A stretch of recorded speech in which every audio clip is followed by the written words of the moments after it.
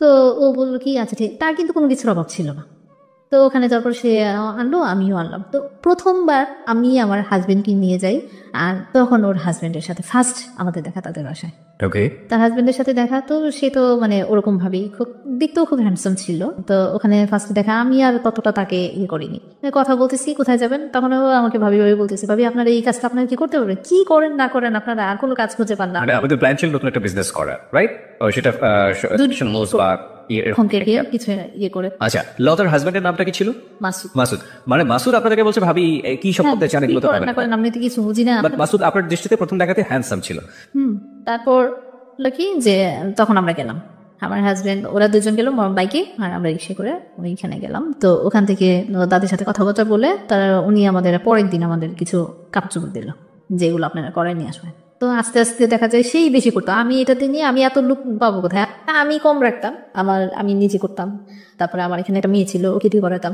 তো যাই হোক, এরকম করতে করতে এটাও শেষ পর্যন্ত দেখা যায় যে মানুষ ঠিক মতো করতো না, অনেক প্রেশার পড়ে যেত। তারপর আস্তে আস্তে এগুলো করতে করতে তাদের সাথে একটা সম্পর্ক তো ভালো হয়েই গেল। পরে আস্তে এই ব্যাপার নিয়ে লতার সাথে আমার অনেকদিন ধরে ফোনে যোগাযোগ নেই। কি ব্যাপার, ফোনে কথা বলতে একদিন ফোন দিলাম, ফোন দেওয়ার পরে তার হাজব্যান্ড ধরলো। ওকে, তার পার্সোনাল নাম্বার, হ্যাঁ নাম্বার ছিল না, তো ও ধরলো। মাছ ধরার পরে তো আমি বললাম যে লতা কোথায়, বললো যে কেন, ওর দরকার কি, বলতেছি একটু দরকার আছে। তো বলে যে আমার কাছে বলা যায় না, আমি কি আপনার কাছে কি বলবো, আমি ওকে একটু দেন। ও তো বাবার বাড়িতে চলে গেছে, আমাকে বাবার বাড়িতে চলে গেছে, ও তো কালকেও আসলো। তা বলে যে কত কিছু হয় আমাদের মধ্যে, তা বলে কি আমি কি আপনার সাথে কথা বলতে পারি।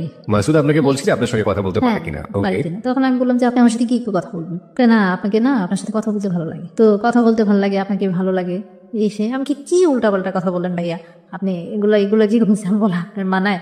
তারপরে বললো যে মানায় না কেন, আপনি এত কথা বলেন কেন, আমি যেটা বলতেছি আপনি একটু শুনলে সমস্যা কি, আমি সমস্যা কোনো কিছু না, কিন্তু এই কথাগুলো আমার শুনতে ভালো লাগে না, আমি এটা শুনতে চাই না। তো আমার কেন জানি ফোনেই এই ধরনের কথাবার্তা। হ্যাঁ হ্যাঁ, তো আমি ভয় পেয়ে গেছিলাম। এই যে আপনারা দেখা করলেন, দেখা হওয়ার কতদিন পরে ফোনে কথা হচ্ছে? প্রায় 3-4 মাস পরে। 3-4 মাস পরে ফার্স্ট ফোনে আপনার সঙ্গে ভাবে কথা হচ্ছে। বলে আমি কি আপনার সাথে মানে আমি মানে শুধু এতটুকু বললাম, আমি কি আপনার সাথে কথা বলতে পারি। কি কথা বলবেন আপনি, যে না আপনার বিজনেস সম্পর্কে এই ধরনের কথাগুলাই বলছিল তখন। তো তার ব্যালেন্স শেষ হয়ে গেল, তো অফিসে চলে গেল। সে অফিসে যাওয়ার পথে সে আবার আমাকে ফোন দিল, হ্যাঁ ব্যালেন্স করে, আমার মোবাইলে তখন ব্যালেন্স শেষ হয়ে গেছে। আচ্ছা এখন বলতে চাচ্ছি, আমি কি বলবেন আপনি বলেন, কেন আপনার সাথে আমার একটা জরুরি কথা আছে। আপনাকে তো আমি অনেক দিন যাবত চিনি, অনেক দিন যাবত দেখি, আমাকে দেখেন চিনবেন না কেন, আপনার ওয়াইফের সাথে আমার একটা ভালো সম্পর্ক। তখন কিন্তু তার ফ্যামিলির মানুষ আমার বাসায় আসা যাওয়া করতো না, এটা অনেক পরে ওইটা হয়েছে। ওর সাথে পরিচয় আমার ভালো আছে, আমাকে তেমনি দেখবিনি, আমার দোকান থেকে ওকে প্রায় নিয়ে যান, ডাক্তার সাথে দেখা হবে না। তো এই 2 দিন জাস্ট এতটুকুই, প্রায় সপ্তাহখানেক যাওয়ার পরে তো কথা বলতে বলতে একদিন বললো কি অফিসে যাওয়ার সময় আমার মোবাইলে আবার ব্যালেন্স করলো, মোবাইলে এগুলো জিজ্ঞেস করার পরে এইগুলো জানি ব্যালেন্স শেষ হয়ে গেলো। ব্যালেন্স করে তারপর বললো কি যে এই ফার্স্ট তার কাছ থেকে কখনোই আমি মানে কোনো জিনিস, আমার এই জিনিসটা খুব খারাপ লাগতো, কারোর কাছ থেকে কোনো কিছু নেওয়াটা সবচেয়ে বেশি খারাপ লাগে এগুলো। তো উনি যখন এটা করলো আমার খুব রাগ হলো যে আপনি এটা করলেন কেন, আমি কি আপনাকে বলছি কিনা আপনার ব্যালেন্স শেষ হয়ে গেছে, আমার সাথে কথা বলে জন্য দিলাম। আমি বললাম যে আপনি যদি আমার সাথে কথা বলতে চান এটা আপনি কখনো করবেন না। আপনি অনেক প্রেস্টিজিয়াস আপনার জায়গাতে, আমরা বুঝতে পারছি আপনার কথা, কিন্তু একটা প্রশ্ন এসেই যায় যে আপনি যদি কারো কাছে বিজনেসের কথা জিজ্ঞেস করেন, সেটার জন্য 2 মিনিট সময় লাগে, 3 মিনিট সময় লাগে, কিন্তু কথা বলতে বলতে গিয়ে আপনাদের ব্যালেন্স শেষ হয়ে যাচ্ছে এবং সে আপনাকে ফ্লেক্সিলোড করে দিচ্ছে। নিশ্চয়ই এটা প্রথম দিনই দেয়নি, কয়েকদিন পরে দিয়েছে। একদিন পরে। এই সময়টা আপনারা কি ধরনের কথা বলেন? এই যে আপনার বিজনেস কেমন চলতেছে, ওইটা যে করতেছে, এগুলো কোনো কথা হলো, এগুলো কোনো কাজ হলো, এটা কি করেন, এটা না করে অন্য কিছু করতে পারেন না, যেটা করতেছেন ওইটাই ভালো করে করেন, ওইটাই মনোযোগ দিয়ে করেন। যাই হোক, তো কয়েকদিন যাওয়ার পরে উনি আমাকে সরাসরি বলে যে আপনাকে না আমার খুব ভালো লাগে। মানুষ তো কেউ তো ভালো লাগতেই পারে, তো না আমি ওইভাবে না, আপনাকে আমার অনেক ভালো লাগে। তো তখনই আমাকে সে প্রপোজ একটা সরাসরি বলে, কি প্রপোজ করে? সরাসরি বলে আই লাভ ইউ। মানে উনি এই কথাটা বলার পরে আমি কেমন একটা শর্ট খেয়ে যাই, আসলে এটা কি ব্যাপারটা। তখন আমি একটা জিনিস কি মানে লতা যে আমাকে বলতো যে তার হাজবেন্ড বিভিন্ন মেয়েদের নিয়ে ঘোরাঘুরি করতো, সেইটা ধরার জন্য, সেটা বোঝার জন্য তার এই কথাটা সাথে সাথে তো কোনো রিয়েক্ট করি না, পরবর্তীতে পরে অনেক পরে তখন আমি এটা অ্যাকসেপ্ট করি, তাকে শুধু এখন তো বোঝার জন্য আসলে কি সেরকম টাইপের মানুষ, কিন্তু তার সাথে কোনো সম্পর্ক করার মতন মানে আপনি টেস্ট করতে চাচ্ছেন। তার আগে আমি আপনাকে কিছু কোশ্চেন করতে চাই। প্রথম কথা হচ্ছে যে আপনার হাজবেন্ড কি আপনাকে এই লাভ ইউ বা থাকে না অনেক রোমান্টিক হয়, আপনার হাজবেন্ডরা কখনো লাভ ইউ বলা বা ওই জাতীয় একটা রোমান্টিসিজমের মধ্যে নিজেকে নেওয়া, এগুলো কখনো করতে? এই জিনিসটাই আমি তার কাছে মিস করতাম, কারণ যেই বয়সটাতে আমার বিয়ে হয়েছে ওটা তো মানে ওরকম পরিপক্ক ছিল না। ডিফারেন্সটা কত ছিল, কত বছরের ডিফারেন্স ছিল আপনাদের মধ্যে? তার সাথে আমার প্রায় 12-15 বছরের ডিস্টেন্স। 12 থেকে 15 বছরের গ্যাপ। প্রিয় শ্রোতা, লুবনার বয়স যখন 18 বছর তখন তার বিয়ে হলো, একেবারেই বলা যেতে পারে যে বিয়ের প্রাথমিক বয়স। এবং এখন ও যেটা বলছে যে রোমান্টিসিজমের জায়গাটাতে আমি হাজবেন্ডকে কখনো পেতাম না, সাইমultaneously লাইফের এই যে জায়গাটি, সেখানে এসে আপনারা বুঝতেই পারছেন যে মোটামুটি ঘটনা আজকে কোন দিকে যাচ্ছে। কিন্তু আমরা বারবারই বলে থাকি যে আসলে ঘটনা জাজ করলেও শেষ পর্যন্ত অপরাধ কোথায় গিয়ে দাঁড়াবে উই কান্ট ইভেন ইমাজিন। তো আমরা সেই জায়গাটায় যেতে চাই। ছোট একটা বিরতি নিচ্ছে আমরা, ঠিক 12:06 আমরা আবারও ফিরে আসবো। বিরতির ঘন্টা যেহেতু বেরিয়ে গিয়েছে, আমরা ফিরে এসে লুবনার জীবনের যে অপরাধ এবং ভুল, আমরা সেই ব্যাকগ্রাউন্ড আবিষ্কার করেছি। এবার অপরাধ এবং ভুলের মুখোমুখি হব, সেটার জন্য অপেক্ষা করুন মাত্র কয়েক মিনিট। ঠিক 12:06 আমরা ফিরে আসছি। আপনারা সবাই শুনছেন যাহা বলিব সত্য বলিব, এবিসি রেডিও FM 89.2। আরজি কিবরিয়া রয়েছে আপনার সঙ্গে, লুবনা রয়েছে সত্যের আসরে। ফিরছে একটু পর, সাথেই থাকবেন। যাহা বলিব সত্য বলিব, যাহা বলিব সত্য বলিব।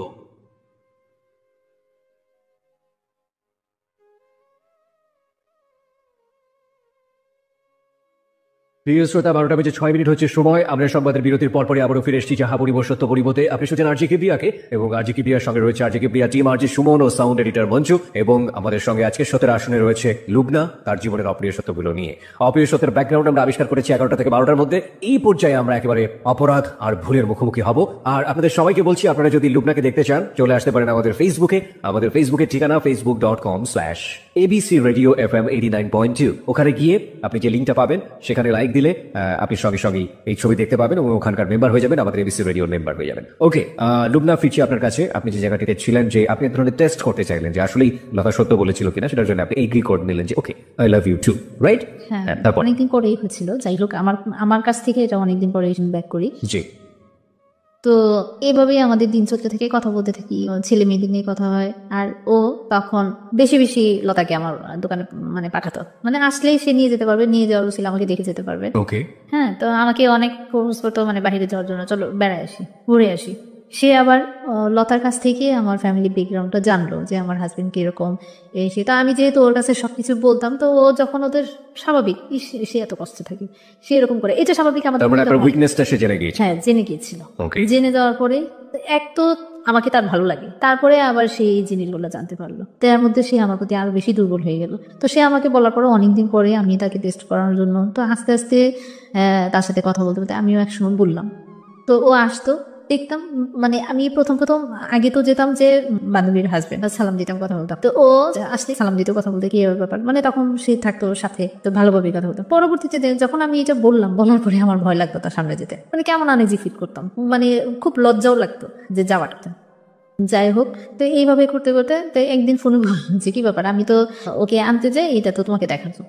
আমি বললাম যে দেখার জন্য, দেখাতে হবে, দেখতেছেন না? আমিও তখন আপনি করে বলতাম, দেখতেছেন না? যাই হোক, এভাবে করতে করতে করতে করতে আমাদের কথা বলতে বলতে অনেক সময় কেটে যায়, প্রায় 1 বছরের মতো।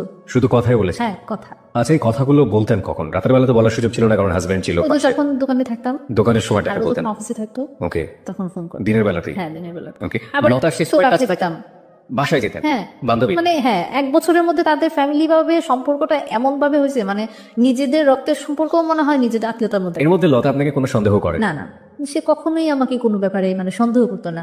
এই যে একসাথে কথা বলতেছি, অনেক সময় দেখা যায় না যে ভালোবাসি আমরা একজন একজনকে, এই যে কথা বলতেছি, অনেক সময় সে আমাকে একটা মানে আদরের ভঙ্গিতে একটা কথা বললো, কি গো তুমি কি, মানে আদরের ভঙ্গিতে কথা বললো।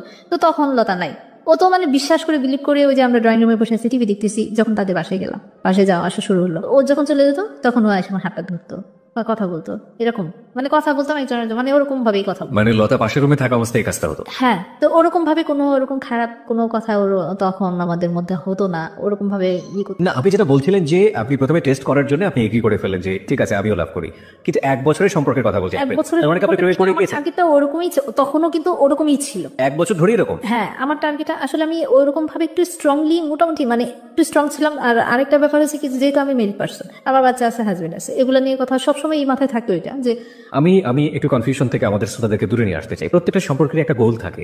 আপনারা দুজন যখন কথাবার্তা বলতেন পরস্পরের প্রতি, আপনাদের সম্পর্কের লক্ষ্যটা কি ছিল? মানুষ টেস্ট করে আপনার লাভটা কি হবে? একটা যেটা যে তার ওয়াইফ তো তাকে আপনার চেয়ে অনেক ভালো জানে, সেটা আপনার বিলিভ টেস্ট করার কোনো দরকারও নাই। ইনফ্যাক্ট এই জিনিসটা আপনি করছেন, লাভটা কি হচ্ছে? আস্তে আস্তে দেখতে দেখতে তার অ্যাটিটিউড গুলা, তার কথাবার্তা গুলা, তার সে যে কাজ করতেছে, এগুলা দেখে দেখে আমার নিজের কাছেই মনে হয় যে আমি নিজে থেকেই তাকে টেস্ট করবো, কি আমি নিজেই তার প্রেমে পড়ে গেছি। ওকে, নিজে আপনি তার প্রেমে পড়ে গেলেন এবং এটা বছর খানেকের মধ্যেই? আচ্ছা, কিন্তু প্রেমে পড়ার আগে আপনি তো আপনার লিমিটেশন গুলো জানতেন যে আপনার একটা সংসার আছে, আপনার হাজবেন্ড আছে, আপনার বাচ্চা আছে দুটো, এবং তারও তো সংসার আছে।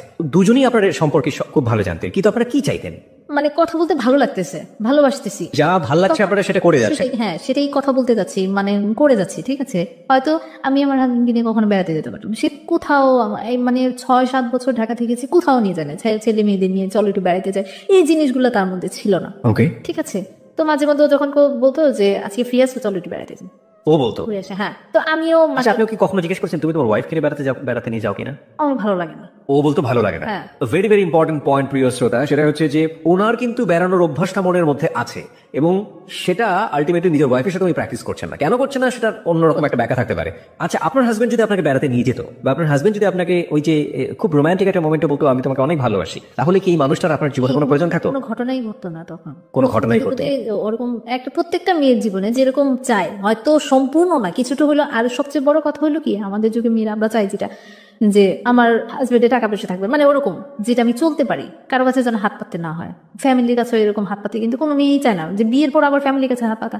তো এইগুলাই কিন্তু আমাকে তার কাছ থেকে অনেক পেয়ে চলে নিয়ে। ওকে, তারপর কি হলো? বেড়াতে নিয়ে যেতে চান? তারপর বেড়াতে যেতাম, যেতেন আপনারা বেড়াতে? হ্যাঁ। কিভাবে ম্যানেজ করতেন? আমি ওই যে তখন আমার হাজবেন্ড থাকতো না, কাজে বলতো যে আমি ব্যবসার কাজে, হয়তো দেশে বাড়িতে থাকতো বেশিরভাগ সময় যেত। আবার আরেকটা জিনিসটা আমি তাকে আসলে জিজ্ঞেস করতাম না তখন, মানে যখন তার সাথে আমি সম্পর্কে জড়াইছি তখন হয়তো তার প্রতি আমার এতটা কেয়ার আর কোনো কিছুই লাগতো না। কি করতেছো না করতেছো, কি হইতেছে না হইতেছে, তারপরে তো সে তার একটা সন্দেহ ঢুকে গেলে কি ব্যাপার, সে এখন আগের মতো এরকম না, বাসায় এত হইচই করি না, কোনো কথা নাই, আমি আমার মতো চলতেছি, এটাই তার আরো বেশি লাগলো। তখন আস্তে আস্তে খালি উল্টাপাল্টা কথা বলা শুরু করলো। এই যে মার্কেটে যাচ্ছি, মানে বিজনেসের কাজের জন্য মার্কেটে যাচ্ছি, এই মানে খুব বাজে বাজে কথা না। আপনার হাজবেন্ড, আপনারা যেভাবে শুরু করলেন নতুন একটা জীবন বা নতুন একটা থিঙ্কিং, এইখানে আমরা একটু ক্লিয়ার হতে চাই। লাইক আপনি ওর সাথে ঘুরতে যাচ্ছেন, সো ডেঞ্জার, খুবই বিপজ্জনক ব্যাপারটা, তাই না? কোথায় ঘুরতে যেতেন, কিভাবে করতেন? আমাদের ফার্স্টলি যাওয়া হলো মিরপুর বেড়িবাঁধে। মিরপুর বেড়িবাঁধে, হ্যাঁ। ওকে। মানে খুব সুন্দর একটা লোকেশন। আমি মানে আমার জীবনে কোথাও ঘুরতে যাওয়া এই ফার্স্ট। আমার হাজবেন্ডের সাথে একবার গিয়েছিলাম সিলেটে। সে কি কোনো বাইক ছিল? হ্যাঁ, ওর বাইকে করে আপনি গেলেন বেড়িবাঁধে। ও ওয়াইফ তখন কোথায় থাকতো? তার ওয়াইফ বাসায় থাকতো। বাসায় থাকতো, এবং ওয়াইফ জানতো যে ও অফিসে গেছে বা অন্য কোথাও গেছে। আপনার হাজবেন্ড জানতো যে আপনি আপনার বিজনেস নিয়ে ব্যস্ত আছেন? ব্যস্ত আছি। সে ম্যাক্সিমাম সময় তখন সে ঢাকা থাকতো না যখন আমি যেতাম। হ্যাঁ, তখন আমার বাচ্চাদের অনেক সময় করতাম কি, ওর বাসায় বাচ্চাদের, আমার বান্ধবীর বাসায় বাচ্চারা, বান্ধবী বাচ্চা টেক কেয়ার করো, আমরা দুজন ডেটিং করে আসি। তো এরকম বেশি দিন হয় নাই, একবার হয়েছে এরকম। এটা আজকে শুনলে সে প্রচন্ড কষ্ট পাবে আমি জানি। তারপর তার সাথে ঘুরতে যেতাম, ভালো লাগতো, কথা বলতাম, ভালো লাগতো। এভাবেই করতে করতে আমাদের দিন অনেক দিন পার হয়ে যায়। তো এর মধ্যে হলো কি, আমি অসুস্থ হয়ে যাই। আমার জন্ডিস ছিল একবার, হয়েছে ওর সাথে সম্পর্ক না হওয়ার আগে, আমি ফার্স্টলি যখন ঢাকায় আসি তখন। আর তারপরে হয়েছে তার সাথে রিলেশন হওয়ার পরে, অনেক পরেই হয় এটা। একবারে অনেক কিছু ঘটনার, মানে তার সাথে সম্পর্ক, রিলেশন, অনেক মানে ফিজিক্যালি রিলেশনও তার সাথে মারা হয়ে যায়। সেটা করেছে আমাকে একদিন বললো যে চলো আজকে ইয়েতে যাবো, এয়ারপোর্টের দিকে, ওখানে। তো আমি বললাম যে ওখানে কি, ওখানে সুন্দর লোকেশন আছে, তোমার অনেক ভালো লাগবে। তো আমি তো তাকে প্রচন্ড বিলিভ করি, প্রচন্ড ভালোবাসি। তো ওখানে গেলাম, যাওয়ার পরে প্রচন্ড বৃষ্টি, অনেক বৃষ্টি। তো অনেক বৃষ্টির মধ্যে কোথায় যাব, মানে ভিজে দুজন একবারে কাক হয়ে গেছে, মানে এত বৃষ্টি। তো বললো কি যে এখানে ভালো হোটেল আছে, চলো আমরা একটু রেস্ট নেই। হ্যাঁ, রেস্ট তো দুজনের সম্মতিতে। আমাদেরও মানে খুব এমনিতেই তো সম্পর্ক খুব গভীর। তারপরও মানে যে এখন মনে হচ্ছিল, তখনকার মনে হচ্ছিল যে একবার মানে কোনো নেই, মানে তারও কোনো সংসার নেই, আমারও কোনো সংসার, আমরা দুজনকেই মানে দুজনের। হ্যাঁ, এরকমই একটা মনে হচ্ছিল। যাই হোক, ওখানে যাওয়ার পর তো হঠাৎ করে আমাদের মধ্যে একটা, যেহেতু দুজনই এক ভেজা, তারপর সামনাসামনি ভালোবাসার মানুষ, এর মধ্যেই আমাদের একটা ফিজিক্যাল রিলেশন হয়ে যায়। তারপরে আমার খুব গিল্টি ফিল হচ্ছিল তখন, মানে তার চেয়ে খারাপ মনে হয় যে আমার জীবনেও আমি এরকম খারাপ ফিল করিনি কখন, এত খারাপ লাগছে। তারপরে আমি তার সাথে অনেকক্ষণ কথাও বলিনি, তাহলে মানে আমরা দুজনের সাথে অনেকক্ষণ কথা বলিনি। তো সে আমার কাছে সরি বলছে, যে আসলে এরকম একটা চিন্তাও করতে পারি নাই, তোমাকে আসলে আমি মন প্রাণ থেকে ভালোবাসি, কিন্তু এইভাবে কখনো কোনো কিছু হবে এটা বা। যাই হোক, পরে ওখান থেকে চলে আসি। তার সাথে অনেকদিন আমাদের দুজনের মধ্যেই আবার 2-3 দিন যাবত কথাবার্তা হয় না। পরে আবার সেই ফোন দিল, তাই আস্তে আস্তে আবার কথা শুরু হলো। তখন এয়ারপোর্ট থেকেই মানে বেড়াতে যেতাম কম, অ্যাক্সিডেন্টলি কখনো যদি কোনো কিছু হয়। তো এর মধ্যে আবার কি, যে আমি আমার হাজবেন্ডের সাথে যে কথাবার্তা বলি না আগের মতো এরকম, আর তখন মনে হয় যে একটু আরো বেশি তার সাথে আমার সম্পর্কটা আরো খারাপ হয়ে গেল। হাজবেন্ডের সাথে? হ্যাঁ, হাজবেন্ডের সাথে আরো খারাপ হয়ে গেল। মানে একটা হচ্ছে যে মানুষ যখন আরেকটার প্রতি ভালোবাসা বা যে কোনো একটাতে পড়ে যায় তখন মনে হয় যে এই সমস্যাগুলো হয়। তো এতদিন পর্যন্ত জ্ঞান করে তার কোনো কিছু করতে পারে না, এখন আবার এরকম তার মধ্যে মানে কোনো কিছুই। আর সেই খুঁটিনাটি অনেক কিছু খুঁজতো, কারোর সাথে কথা বললে যদি আমার কোনো কাজিনরা ফোন দেয় কথা বলে, আবার ধরেন দোকানে অনেক মহিলারা আসে, অনেক সময় দেখা যায় কি তারা বাসায় গিয়ে কোনো একটা জিনিস প্রয়োজন করলো, তার হাজবেন্ড ফোন দিয়ে আমাকে ফোন করলো, এটা স্বাভাবিক হতেই পারে। তো যখনই কেউ যদি ফোন করতো সে আবার কন্টিনিউ আমার মোবাইল চেক করতো। হাজবেন্ড আপনাকে সন্দেহ করা শুরু করলো? হ্যাঁ, যখন আমার ফোন ইউজ করলাম, ফোন নিলাম আমি, তখন থেকেই তার এই জিনিসটা মানে খুব ইয়ে হয়েছে যে সন্দেহ করতো। যা মানে তখন তুই তো খাড়ির মধ্যে চলে, তুই কোথায় গেছিলি, ওই যে এখানে গেছিস, ওই যে মার্কেটে যাস। অনেক সময় দেখা যাচ্ছে সে থাকে না, আমাকে মার্কেটে যেতে হয় একাই, কোনো কিছু প্রয়োজন করলো গিয়ে পুরুষ মানুষের সাথে গেছলে এই করতে, বাচ্চা বাচ্চা কথা বলতো, ঝগড়াঝাটি হতো, হ্যাঁ গায়ে হাত তুলতো, গায়ে হাত দিত। কি সে কন্টিনিউ তার একটা অভ্যাস ছিল কি একটা থাপ্পড় দেবে, মানে থাপ্পড়টাতে লাগতো অনেক, মানে এমন ভাবে গায়েগুলো হাত দিত কিন্তু এগুলো কারোরে দেখানোর মতো না, বোঝানোর মতো না, কিন্তু আমি খুব মানে ব্যথা পেতাম, বলতাম যে অনেক সময় কান্নাও করতাম। আমি কি এইভাবে মানুষকে বাচ্চাদের সামনে কখনো এরকম করেছো? হ্যাঁ, বাচ্চাদের সামনে এগুলো করছো? নিজের বাচ্চাদের সামনে কিভাবে কথা বলতে হয় সেটাই কি জান না। এই যে ব্যাপারটা যেটা আপনাদের মধ্যে সম্পর্ক ধীরে ধীরে ধীরে ধীরে হাতাহাতির পর্যায়ে চলে আসছে, এই সময়টাতে তো মাসুদ আপনার জীবনে একেবারে ওতপ্রোতভাবে জড়িয়ে গেছে। আমি যদি আপনাকে ফ্র্যাঙ্কলি আপনার কাছ থেকে জানতে চাই, আপনার জীবনে লাভ কি এটাই, মানে লাভ ফার্স্ট লাভ বলতে কি এই মাসুদই ছিল? এর আগে আপনি কোনো ছেলের সাথে প্রেমে পড়েননি? না, সুযোগই হয় না। একটা মেয়ে একটা ছেলেকে লাভ করছে যখন তার বেবি হয়ে গেছে, যখন তার সংসার হয়ে গেছে, তার আগে সুযোগ হয়নি কিংবা মন থেকে ফিলই করেনি। তার জীবনের ফার্স্ট লাভ, চিন্তা করে দেখুন, যারা এখানে শুনছেন যারা অনেকে ম্যাচিউর, তারা জানেন যে জীবনের প্রথম লাভের প্রতি, ভালোবাসার প্রতি এফেকশনটা কতটা তীব্র হয়। আর এখানে এফেকশন প্লাস কত ধরনের অপরাধ, ভুল এবং একই সাথে কনফিউশন, অনিশ্চয়তা, কত কি যুক্ত হয়েছে এটার সাথে। হ্যাঁ, তারপর কি হলো? তারপরে আস্তে আস্তে সে, তাকে যখন জানাতাম, সে এই যখনই আসতো কি করতো না করতো আমার কাছ থেকে আবার জানতো, জানলে সে এখানে অনেক কথা বলতো, কি করতেছো তুমি, তা কোনো কথা বলো না, আমাকে বোঝানোর চেষ্টা করতো। মানে হাজবেন্ডের ব্যাপারগুলো আপনি মাসুদের কাছে বলতেন? ওকে। আর তার সাথে সম্পর্ক হওয়ার পরে এমন কোনো কথা নাই যে সে জানে না আমার, মানে সবকিছু। আমি আরেকটা ব্যাপার কি, তাকে ভালোবেসেছি এমন ভাবে আমি কোনো কিছু তার কাছে গোপন করতে পারতাম না, কোনো কথা বলে যে না বলে থাকতেও পারতাম না। একটা জিনিস যেটা বলার দরকার ঠিক বলা, মানে ওইটাও মানে শেয়ার করতাম, বলতাম, সেও বলতো এরকম।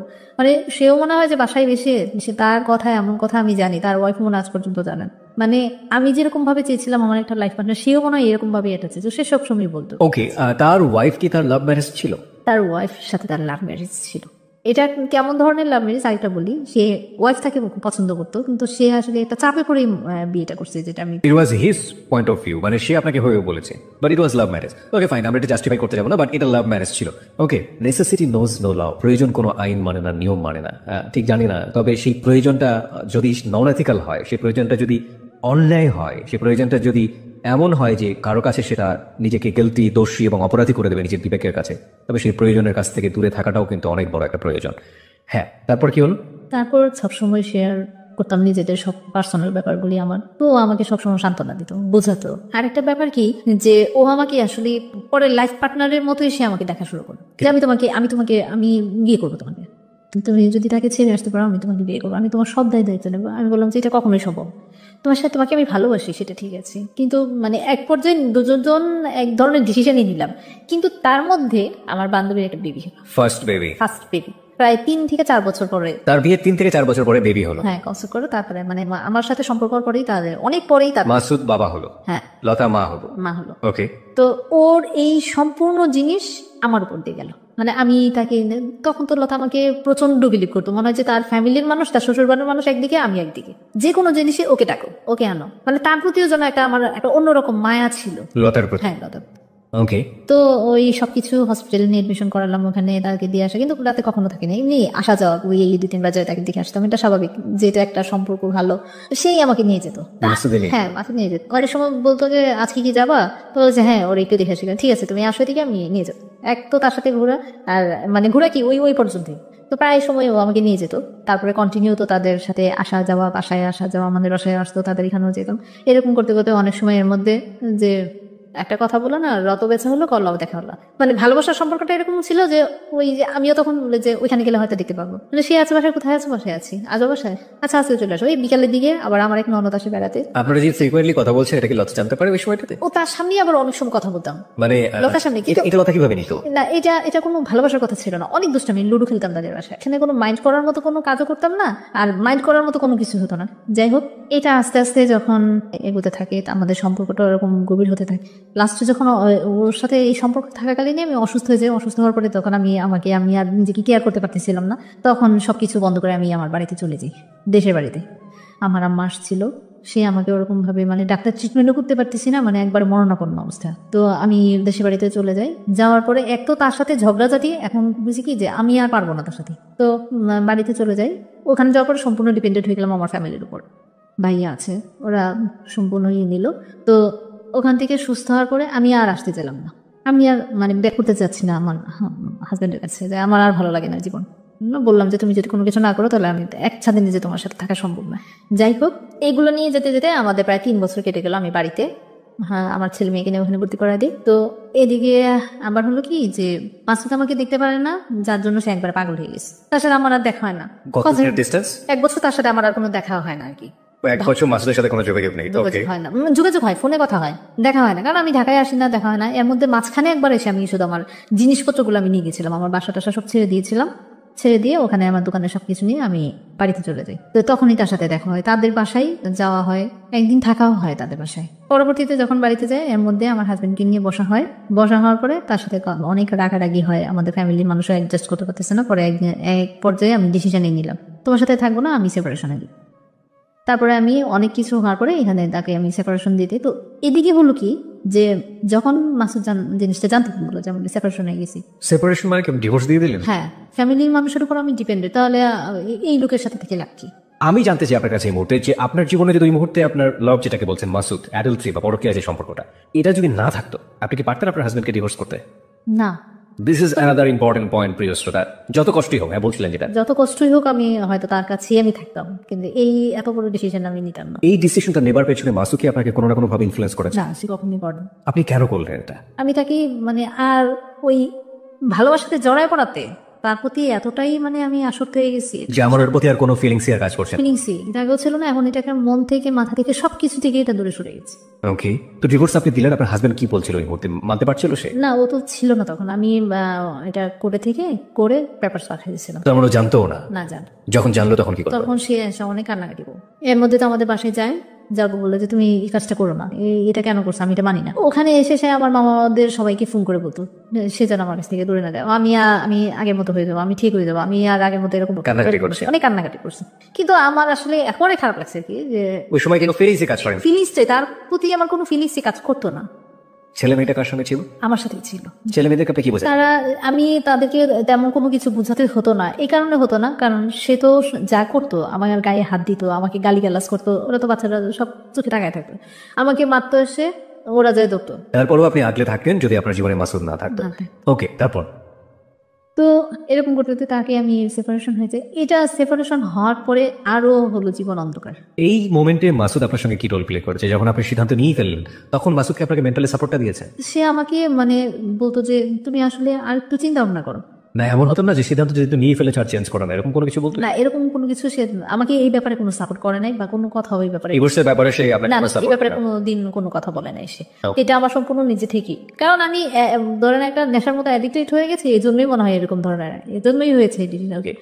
যাই হোক, তাকে এসে যখন পেপারস গুলো পাঠাই দেওয়ার পরে ওই দিন অনেক কান্না করছি। ওই দিন রাতে মানে এত কান্না, আমার বাবা মারা যাওয়ার পরও মনে আমি এত কান্না করিনি, মানে এত কান্না করছি। আমার কেন জানি এত খারাপ লাগছে, খুব খারাপ লাগছে। মানে যে মানুষটাকে আসলে আমার ছেলে মেয়ের দিকে চিন্তা করি, কেন যে মানে আমি আসলে নিজেকেই বুঝাতে পারি নাই যে এটা কি হয়েছে, এটা কেন করলাম, এটা কেন যে এরকম একটা হলো। তো এই জিনিসটা আমার তারপরে আমি যাচ্ছি, কোথায় যাচ্ছে এটা আবার তখনই মাসুদকে জানালাম যে আজকে এরকম করব। ও আমাকে তখনও বারবার বলতো তুমি একটু চিন্তা ভাবনা করে দেখো, একটু চিন্তা ভাবনা করো, আসলে হুট করে এরকম একটা ডিসিশন নিও না, দেখো চিন্তা ভাবনা করো। আমি বললাম যে আসলে আমি আর পারতেছি না, আমি কি করবো। আবার এই দিক দিয়ে সে আমার মামাদের ফোন করতেছে, কান্নাকাটি করতেছে যে না করেন ওরে এগুলো করতে, পাগলামি করতে না করেন। আচ্ছা ঠিক আছে, আমি একটা কিছু করবো, চেষ্টা করবো, এখন আর আগের মতো চলবো না, আমি ঠিক হয়ে যাবো। যাই হোক, তো আমি বাড়িতে চলে গেলাম।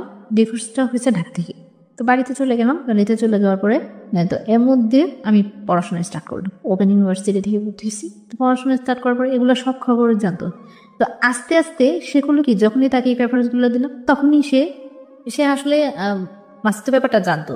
জানার পরেও সে আমাকে এটা প্রকাশ করে নাই। এই যে উল্টাপাল্টা কথাগুলো, তখন আমি বুঝতে পারছি আসলে সে জানে শুনে এগুলো আমার সাথে করতো, ফিল করতে হয়তো। আপনার হাজবেন্ডটা জানতো মানে এর সাথে যেটা আপনার রিলেশন? মানে এটা সে আগে জানতো কিনা আসলে আমি মানে এটা ফিল করতে পারি নাই, বুঝতে পারি নাই। কিন্তু সে পরবর্তীতে কোথেকে এগুলো আমার মনে হয় যে এটা লতাই তাকে বলছে। লতা কিভাবে জানলো? লতা তো পরে যখন আমি ওইখান থেকে চলে আসি তখন আমাদের সম্পর্কটা এরকম, মাসুদ পুরা মানে মেন্টালের মতো গেল, আমাকে দেখতে পারতেছে না, আসতে পারতেছে না, আমি তার সাথেও মানে আর সম্পর্ক রাখতে যাচ্ছি না। কারণ হচ্ছে কি যে এক তো আমি সেপারেশন হয়ে গেছে, তার সাথে একটা সম্পর্ক হইতে হইতে কিভাবে যেন এটা আমার মানে তাদের মধ্যে এই জিনিসটা প্রকাশ পায়। হ্যাঁ, তো আমার হাজবেন্ড লতার কাছে বলে যে সে এরকম করলো কেন, নিশ্চয়ই একটা কিছু হয়েছে, তুমি এটা ঘটনাগুলো ভালো করে দেখো না কেন, ভাবি আপনি একটু ভালো করে খোঁজ খবর নেন। তো ও আবার এটা একটু হলো যে আমার কথাও মাসুদ সবসময় বাসায় বলতো, ও এটা নিয়ে একটু সন্দেহ করলো। আমি আরেকটা কথা বলতে চাই, সেটা হচ্ছে আমার ডিভোর্সের জন্য যেটা অত্যন্ত উৎপুতভাবে জড়িত ছিল যে কারণটা, সেটা হলো যে সে আমাকে তো প্রচন্ড সন্দেহ করতো। কে আপনার হাজবেন্ড? আমার হাজবেন্ড আমাকে প্রচন্ড সন্দেহ করতো। এই সন্দেহটা আরো বেশি প্রকোপ হলো যখন আমি বললাম যে তার সাথে আমি টোটালি যাবো না। তখনই সে করলো গিয়ে আমার বান্ধবীর সাথে যোগাযোগ করলো। বান্ধবীর সাথে যখন যোগাযোগ হলো, কথাবার্তা বললো, তখন বললো যে ভাবি আপনি একটু দেখেন না প্লিজ, আমাকে একটু সাহায্য করেন, সে কেন এরকম করতেছে। এই আস্তে আস্তে কথা ফুটতে ফুটতে তাদের মধ্যে এটা মাসুদের কথা থেকে এটা প্রকাশ পেলো। মানে মাসুদি সবসময় আমার কথা বলে, আমার প্রশংসা, লতা? হ্যাঁ, লতার সামনে আমার প্রশংসা করে, আমার কথা বলে, এই করতে করতে মানে আর এদিক দিয়ে আমার সংসারের মধ্যে আমি পুরো সেপারেশন হয়ে যাচ্ছি। তার মানে ওদের অ্যাটিটিউডের মধ্যে আপনাদের দুজনের অ্যাটিটিউডই বুঝিয়ে দিয়েছে যে দুজনের ভিতরে এক ধরনের অন্যরকম সম্পর্ক আছে, এবং যেটার দ্বারা আপনার হাজবেন্ড আপনাকে রীতিমতো সন্দেহ করা শুরু করলো। এদিকে লতাও কি এই ধরনের কোনো কিছু করা শুরু হ্যাঁ, করলো? এইটা তো মানে আবার তার হাজবেন্ডের সাথে শুরু করলো। ছাড়াছাড়ি হয়ে যেতেছে। কেন হইতেছে? সে যদি ভালো হতো সেটা করতো, সে নিশ্চয়ই কোনো একটা কিছু করছে। তোমাদের মধ্যে এমন কোনো সম্পর্ক আছে যেটার জন্য তুমি বাধ্য করতেছো এটা ছাড়ার জন্য। কে আমি করবো কিসের জন্য? ওর হাজবেন্ড কি ভালো নাকি? ও তো সবসময় এরকম জ্বালাইতো, হয়তো তার জন্য এরকম হয়েছে। আস্তে আস্তে কিভাবে মানে ওদের থেকেই কথাটা আসলে মানে ফ্লেশ হলো কেমন করে সেটা আমি বুঝতে পারি নাই। তো আমি যেটা জানতে চাচ্ছি যেটা হচ্ছে যে সে সবকিছু জানতো, জানার পরেও আপনাকে রিকোয়েস্ট করতো যে আপনি তাকে ছেড়ে না যান, হ্যাঁ, তাই তো? হ্যাঁ। This is a very important point প্রিয় শ্রোতা। একজন মানুষ সংসারের প্রতি মনোযোগী না, তারপরেও চাচ্ছে সংসারটা না ভাঙুক, কারণ তারপরেও চেয়েছে এই মানুষটাকে ধরে রাখতে। 4 মিনিটের বিজ্ঞাপন বিরতির পর প্রিয় শ্রোতা আমরা আবারও ফিরে এসেছি যাহা বলিব সত্য বলিবতে। আপনারা শুনছেন এবিসি রেডিও FM 89.2। আর চিকিপ্রিয়া রয়েছে আপনার সঙ্গে, এবং আমরা কম্পিউটারের কাছ থেকে শুরুতেই জেনে নিচ্ছি SMS পোলের result. Yes, 83%. No, 3%. No comments, 14%.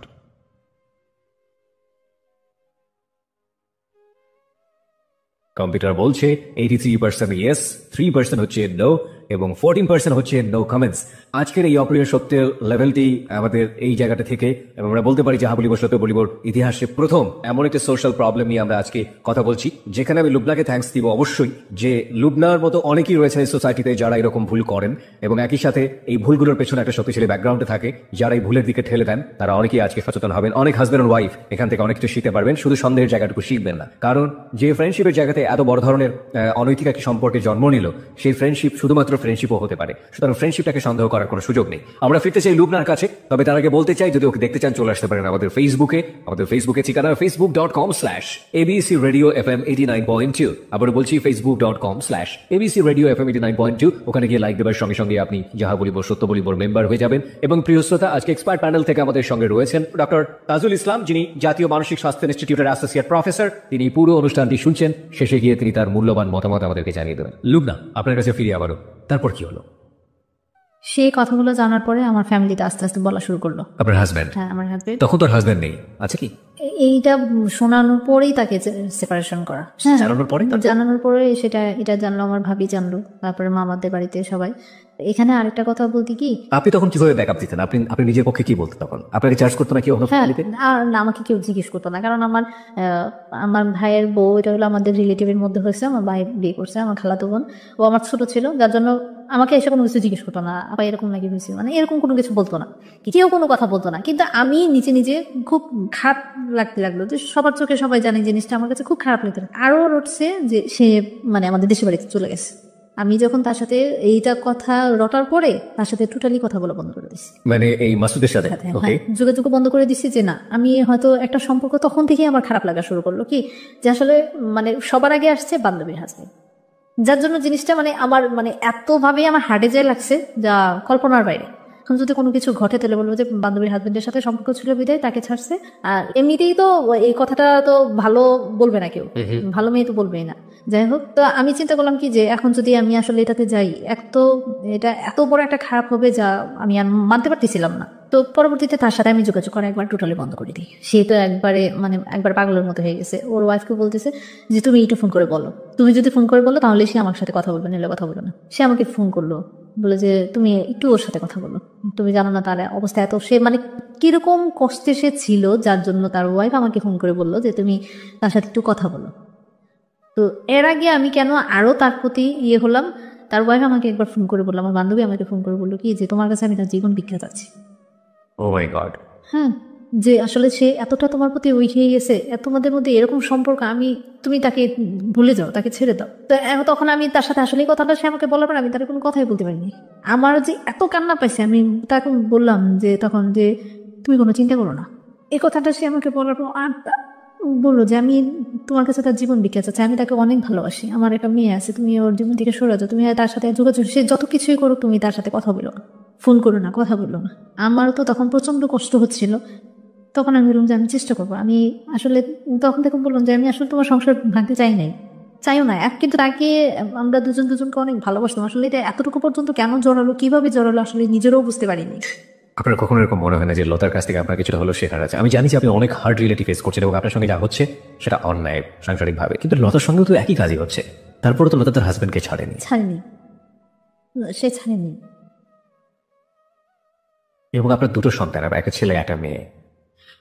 ঠিক আছে, আপনি একটু বলবেন আমাকে যে মাসুদ আপনাদের গ্রামে চলে আসলো আপনার সঙ্গে দেখা করার জন্য, ক্রেজি হয়ে দেখা করিনি। হ্যাঁ, আসছে এবং লোকজন দেখেছে তাকে। হ্যাঁ, লোকজন দেখেছে এবং সে কারো কাছে কোনো কিছু বলে নাই। তো আর আমার ভাবি তো চিনে তাকে, আমার ভাবি চিনে। সে যখন আমাদের বাসায় আশেপাশে ঘুরতেছে সে দেখছে, দেখা সেটা তো সে ভাইয়াকে সব বলছে। কিন্তু ভাইয়া আমি এই মানে ও আমাকে কোনো ব্যাপার কোনো কথাই বলতে চাচ্ছে না। সে আমার দিক থেকে দেখতেছে যে আমি কি করি, আমি তখন কি করব, কি করতে চাচ্ছি, কি করতেছি সেটাই সে দেখতেছে। তা আমি বললাম যে আমি তার সাথে দেখা করবো না। যখন এই কথাটা গিয়ে বললো যে সে দেখা করবে না, তখন সে চলে গেল। সে অনেকক্ষণ আমাদের এলাকায় ছিল, কথা বলার পরও তারপরে সে চলে গেল। অনেক রাতে বাসায় এসে পৌঁছার পরে এই যে ফোন দিতেছে, আমি আর ফোন রিসিভ করি। তো একবার আমার খুব খারাপ লাগলো রাতে, তখন আমি তার ফোন রিসিভ করলাম। ও খুব কান্না করতেছে যে তুমি এই কাজটা কেন করলো, তোমার সাথে দেখা করলো না। তখন আমি বললাম যে তুমি কেন আসছো, তুমি কেন আসছো এখানে, আর তুমি বুঝো না আমি তোমার সাথে কেন যোগাযোগ করি না, কেন কথা বলি না। মানে আমি তখন চাচ্ছিলাম যে তার সাথে ওর জন্য, আমার বান্ধবীর কথাগুলোর জন্য আমার এই প্রতি আরো বেশি গিলটি ফিল হতে লাগলো। তার প্রতি আমার এতটাই কষ্ট লাগলো, আসলে আমি এটা কি করলাম। এদিক দিয়ে আমার বাড়িতে আরেকটা সমস্যা হলো কি, এই কথাগুলো জানার পরে ফ্যামিলিতে তো কেউ কোনো কিছু আমাকে বলেনি। আপাদুল্লা ভাই এগুলো নিয়ে আমার সাথে খুব রাগারাগি করেছে, অনেক কিছুই বলেছে। তা আমি আমার যেটা অন্যায় সেটা আমি স্বীকার করবো। এখন এমনকি কেউ যদি আমাকে কোনো কিছু বলে আমি কোন কথা বলি না, যতটুকু বলার কারো মানে ইচ্ছা তার ক্ষোভটা সে প্রকাশ করে নিক, কারণ আমি তো অন্যায় করেছি, এই জন্যই আমাকে বকতেছে। এই জন্য আমি কারোর কোনো কথাও বলিনি, কোনো শব্দ মানে কেউ কোনো প্রতিবাদ করিনি কোনো কথার। তো এদিক দিয়ে আমার বাড়িতে থাকাটা যেটা আমার দ্বিতীয় যে পর্যায়টা ওইটা এসে দাঁড়ালো, সেটার কারণ হলো আমার ভাইয়ের ওয়াইফ। এটা অনেকদিন আমি দুটো বেবি নিয়ে ওখানে ছিলাম। এইটাই পরবর্তীতে তাদের একটা, তারপরে আবার আমার হাজবেন্ডকে তখন ডিভোর্স দিয়ে দিই। ওগুলা কথাবার্তা নিয়ে অনেক হওয়ার পরে তারপরে ডিভোর্স পাওয়া অবস্থায় আপনার হাজবেন্ড এসে কান্নাকাটি করে আপনার কাছে যে ডিভোর্স করো? হ্যাঁ, ফোন করছিল, হ্যাঁ ফোন করে কথাবার্তা বলে। এরপরেই কিন্তু মাসুদ আসে। ডিভোর্সের পরে মাসুদ আমাদের দেশের বাড়িতে যায়, অনেক করবে। তখন আমার খুব খারাপ লাগছে আসলে। আমি তারপরেই আমার বান্ধবী আমার সাথে যোগাযোগ করে, আমার সাথে কান্নাকাটি করে। তখন আমি চিন্তা করলাম যে আসলে এটা কোনোদিনও সম্ভব না। আমার হাজবেন্ডকে ছাড়ার পরে মনে হয় আমি এটা এমন ভাবে ফিল করছি যে আসলে ওই কাজটা করাটা আমার ভুল ছিল, সুদের সাথে সম্পর্কটা এইভাবে হওয়া ভুল ছিল, এবং আমি আমার হাজবেন্ডকে ছাড়াটাও প্রচন্ড ভুল ছিল। কারণ আমরা কোনোটাই কোনো কিছু করতে পারবো না, আমি তার কাছে কোনোদিন ব্যাক করতে পারবো মাসুদের জীবনে, আর তাকে আমি কখনো মানে মাসুদকে আমি কোনোদিনও আপন করে পাবো না। কতদিনের সম্পর্ক আপনাদের? প্রায় 3 বছর। 3 বছর ধরে এই ধরনের অ্যাফেকশন, ইলিউশন বা লাভ, হোয়াটএভার ইট ইজ, যেটাই বলি না কেন, সেটার মধ্যে একবারের জন্য মনে হয়নি এই কথাটা? যখন সবকিছু শেষ হয়ে গেছে তখন গিয়ে মনে হলো, তখন এই জিনিসটা মনে হলো। তখন মনেও হলো আবার আমার ফ্যামিলি প্রেশার বলতে কি যে আমার ভাবি, একটা যে কোনো জিনিসেই পরে দেখা দিল যে আমি তার সামনে ঘরে ফিরে যাব না, তাকে ছাড়া দিছি, ছাড়াছাড়ি হয়ে গেছে, এই তার মানে এক ধরনের মেন্টালিটি, একটা খারাপ পজিশন চলে গেল আমার সাথে সম্পর্ক। প্রথম খুব ভালো ছিলেন, মানে আমরা কখনো কল্পনা করি না যে আমাদের মধ্যে এক তো ছোট, আমার ছোট, আমি তাকে প্রীতি করে বলি, এখনো প্রীতি করে বলি।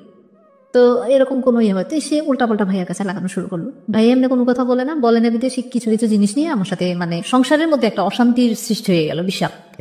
যে কোনো ছোটখাটো জিনিস নিয়ে কে করছে, সে করছে, কে করছে, ও করছে, মানে এগুলো নিয়ে মানে এতটা মানে আপনি যেখানে থাকলেন সেখানে সাংসারিক একটা অশান্তি তৈরি হলো, অশান্তির সৃষ্টি হলো, মায়ের বিচার কোনো মাটি নেই, সোজা কথায় যেটা মানে একবারে দেয়ালে পিঠ থেকে গেছে। মানে এরকম সিচুয়েশন খারাপ হলো যার পরবর্তীতে বাদ দিল। তো আমি তো ওরকম কোনো করতেও পারবো না, ওখানে চাচ্ছিলাম যে বিজনেসটা ওখানে দেওয়ার জন্য, কিন্তু ওই করলো কি যে আমি বললাম যে আমার মার্কেটে আমাকে একটা দোকান দিতাম, এখানে এটা শুরু করি, সে করলো কি দিল না। যাই হোক, আর এদিকে তো লতা ঢাকায় অনেক কিছু করলো, অনেক কিছু মানে সবার কাছে বললো, আর সে তো তার হাজবেন্ড একদম অ্যাটিটিউড হয়ে গেছে। আমি যখন তার সাথে কথা বলি না, সে এখান থেকে একবার দেখা করি নাই, তো এখান থেকে গিয়ে নাকি সে ড্রিঙ্কস করছে তার বন্ধু বান্ধব নিয়ে। তারপর সে নাকি হসপিটালও ছিল, এই কথাগুলো সেই আমাকে পরবর্তীতে জানায় যে তুমি এরকম করছো। আমি যেদিন করছে কয়েকদিন পরে যে তুমি একবার খবরও নিলে না, আমি হসপিটালে ছিলাম, যে তোমাকে আর খবর নিয়ে কি করবো, আমি খবর না দিলে তুমি তো আসলে, আমি চাই না যে তোমার সাথে আমার কোনো সম্পর্ক থাকো। আসলে এটা অনেক বড় একটা ভুল হয়েছে, এই ভুলটা আমি শুধরাতে চাচ্ছি। এখন হয়েছে যে তুমি আমাকে ভুলে যাও, আসলে এটা সম্ভব না, কখনো আমি তোমার কাছে যেতে পারবো না। তোমার সাথে সম্পর্কটা আগে কিভাবে হয়েছে, কি করছি, এটা আমার এখনো মানে এখন আমি ফিল করি যেটা আমি বিশাল বড় একটা অন্যায় করছি, আমি এটা আর সামনে আগাতে চাই না।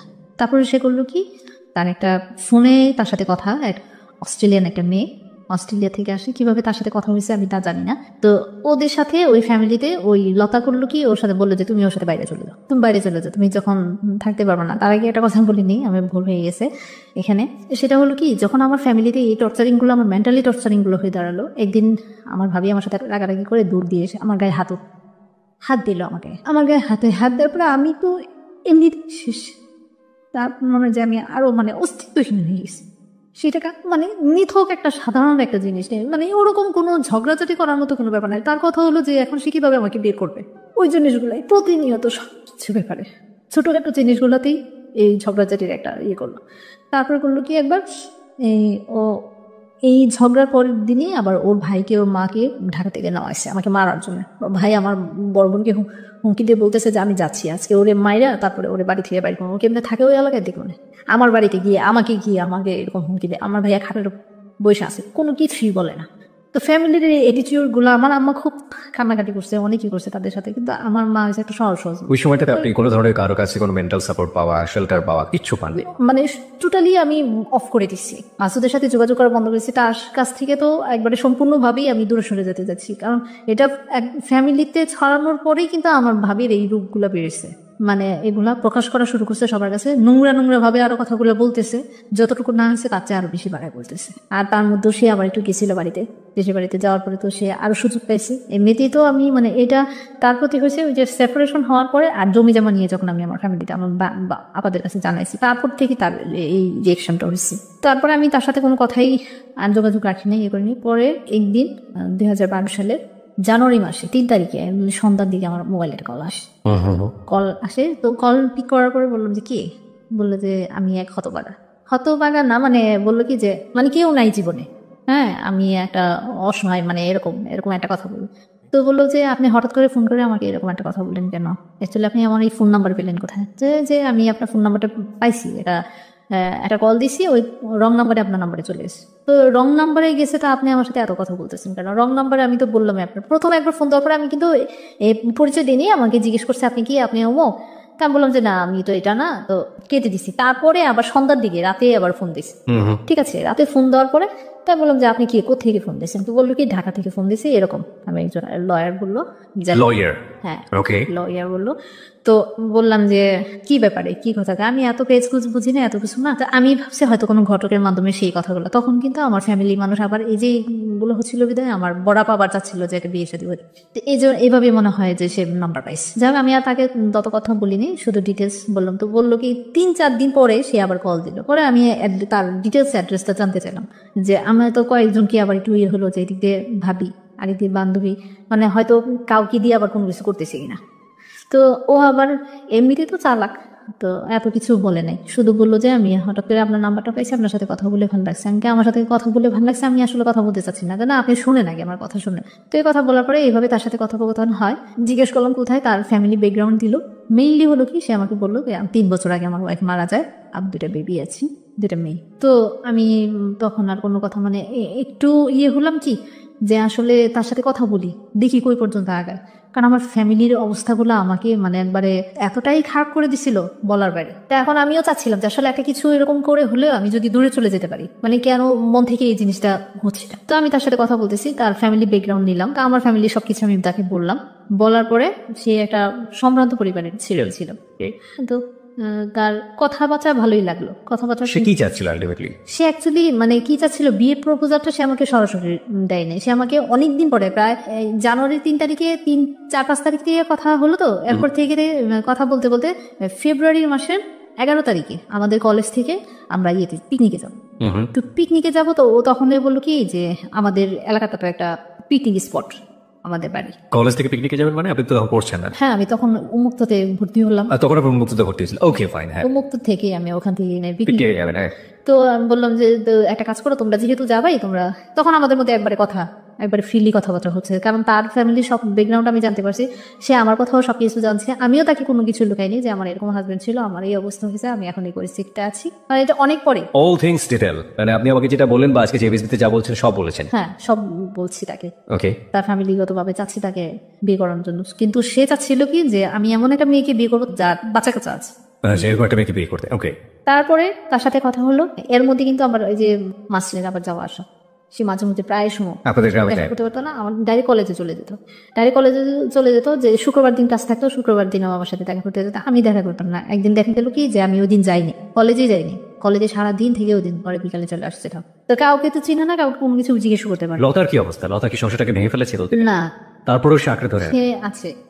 তারপর কি হলো? পরে ওখান থেকে আমাকে সে ফোন দেওয়ার পরে এরকম ভাবে চলতে থাকে, আমরা আবার পিকনিকে যাই। এই ফার্স্ট তার সাথে দেখা। ওকে। হ্যাঁ, পিকনিকে ওদের এলাকাতে, ওদের বাড়িতে পিকনিকে যাওয়া হয়। ওকে। তো ওইটা একটা মানে পিকনিক স্পট এবং একটা নাম করা বাড়ি। Okay fine. হ্যাঁ। হ্যাঁ, তো ওখানে যাওয়ার পরে এই ফার্স্টলি সে আমাকে দেখে।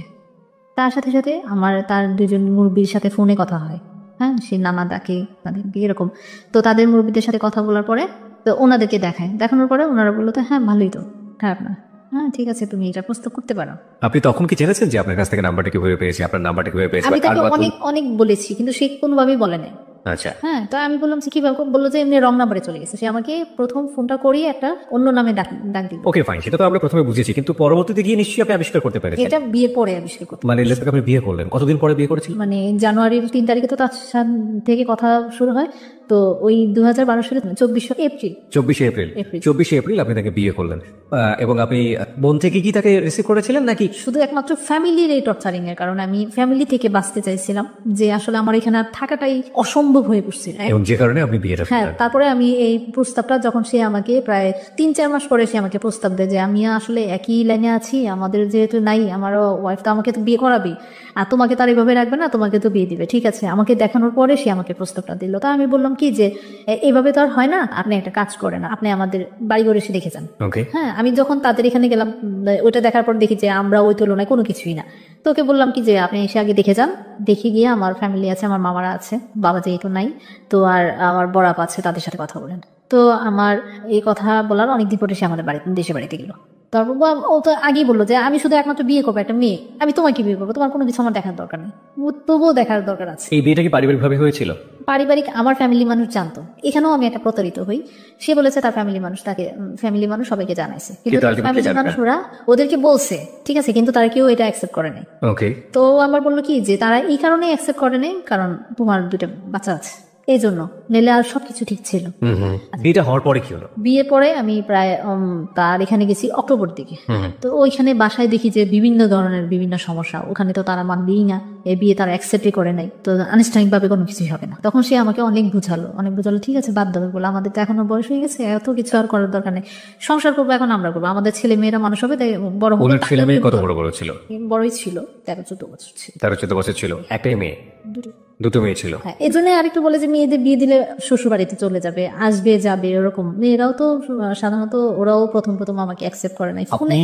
জি, আপনি একটু বলেন আমাকে পর্যায়ে যে আপনার সাথে ওনার যোগাযোগটা কিভাবে হলো, আপনি আবিষ্কার করলেন কোন পর্যায়ে, কে ছিল এর পেছনে, নেপথ্যে হোতা কে ছিল? পরবর্তীতে জানতে পারি যখন আমাকে সে বললো, অনেক রিকোয়েস্ট করার পরে, আর আমি উদ্ঘাটন করলাম তখন যখন শুনি যে তার শ্বশুর বাড়ি, তার মানে তার ওয়াইফের বোনের বাড়ি, তার বাবার বাড়ি যেখানে, সেখানে তাকে সে চিনে। হ্যাঁ, তাকে সে চিনে।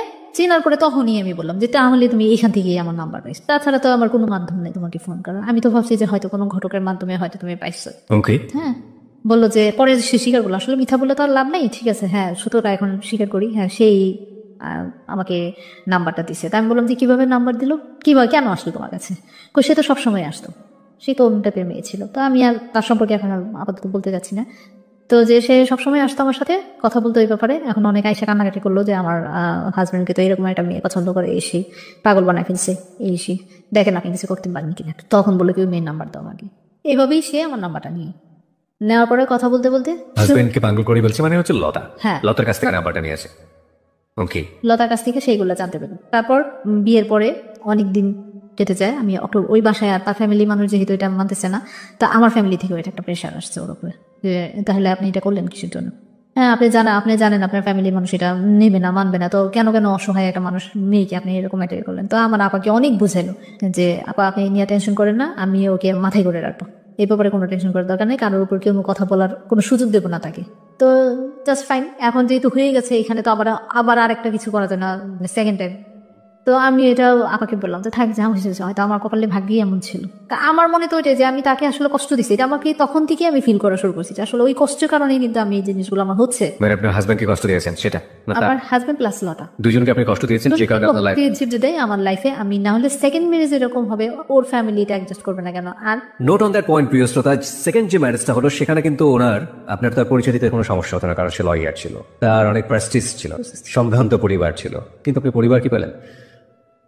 প্রিয় শ্রোতার সময় এখন রাত একটা, আপনি শুনছেন যাহা বলিব সত্য বলিব, এবিসি রেডিও FM 90.2 আর যে কি প্রিয়া আপনার সঙ্গে রয়েছি। এবং আজকে সত্যের মঞ্চে সত্যের আসনটি আলোকিত করেছে নিজের জীবনের ভুল এবং অপ্রিয় সত্যগুলো দিয়ে লুবনা। তার জীবনের ভুল এবং অপ্রিয় সত্যগুলো স্বীকার করে সে লাখো মানুষকে সচেতন করে যাচ্ছে যে হয়তো মানুষের অনেক ভুল থাকবে, কিন্তু সেই ভুলের জায়গাটিতে আপনি যেন আরেকটি ভুল না করে ফেলেন, সেই ভুল সংশোধনের জায়গাটিতে যেন আপনার আরেকটি ভুল না হয়ে যায়। তাহলে ভুলে ভুলে চারিদিকে শুধু ভুলেই ভরে যাবে, অপরাধী ভরে যাবে। অন্তত যে সুখের লাগিয়া যে ঘর আসলে বাঁধার চেষ্টা করবেন সেটা আসলে অনলি পড়িয়ে যাবে, কিন্তু বাস্তব অর্থে তেমন কোনো সমাধান আসবে না। আমরা তার কাছে ফিরতে চাই। তারপরে কি করলো? আপনার দ্বিতীয় যে স্বামী ছিল তিনি তো আপনাকে সবকিছু জেনে শুনে বিয়ে করেছে। তো আমি অক্টোবরের দিকে, তখন বড় মেয়ে সমমানী পরীক্ষা দেবে, আমার ছেলেও সমমানী পরীক্ষা দেবে। তো তখন বাড়িতে ছিল, আমাকে তখন ওই মুহূর্তে পরীক্ষার 1 মাস আগে আমাকে নিয়ে যায় বাসা ঠিক করে, আলাদা পরীক্ষা যেহেতু সামনে, পড়াশোনা ঠিক মতো করতে পারতেছে না, এক জায়গায় থাকলে করবে, তো বাসায় উঠি। কিন্তু একটা জিনিস কি, যে আমাদের বিয়ে তো বিয়ে, হ্যাঁ, তো তার সাথে তো আমার প্রথম লাইফ, প্রথম জীবন, প্রথম দিন। তো ওই বাসায় ওঠার পরে তার ওরকম সে করলো কি, একটা চাকরি করে ওর এক ফ্রেন্ড এবং ফ্রেন্ডের মেয়েরা পরীক্ষা দেবে, ভর্তি পরীক্ষা দেবে, ওদেরকে ইনভাইট করলো প্রথম দিনই। ওদিনই কিন্তু বাসায় আমরা উঠেছি। তো ওদেরকে ইনভাইট করলো, ওরা এসে বাসায় থাকলো। তো এক রুমে ওরা থাকলো, আর এক রুমে আমরা 3 মেয়ে, মানে 2 মেয়ে আমি ও ছিলাম। তো মানে জিনিসটা আমাকে এতটাই খারাপ লাগলো, ওকে আমি বললাম যে আজকে যাই হোক আমাদের প্রথম, তুমি এটা কি করলা, এটা কেমন? মানে একটা আছে না যে কথাবার্তা বলবো, সেটাও তো একটা জিনিস, যে আমরা পরিচিত হব। পরিচিত কি, মানে পরিচিত এমনিতেই আছে, কথাবার্তা বলতেছি, মেয়েদের সাথে কথা বলতেছি, আমি ওই বাসায় আসা যাওয়া করি।